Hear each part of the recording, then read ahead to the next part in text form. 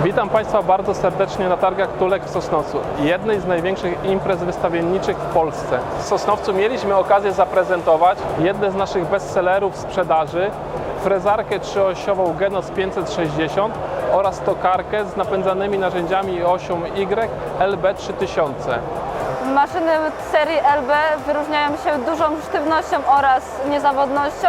Operatorzy pracujący z tymi maszynami cenią sobie nakładkę IGF, która jest w standardzie. Nakładka znacznie ułatwia oraz przyspiesza programowanie, nawet jeśli operatorzy nie mają dużego doświadczenia w programowaniu ISO. W targach cenimy sobie bezpośredni kontakt z klientem i możliwość dopasowania naszych indywidualnych rozwiązań pod jego potrzeby. Witam Państwa, chciałbym zaprezentować maszynę Genos M560.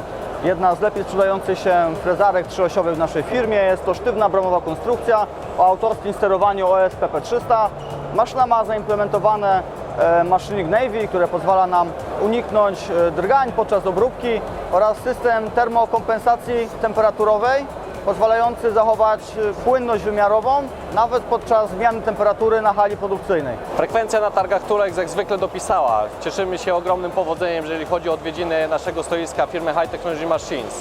Jednakże tymi targami kończymy już okres targowy w tym roku.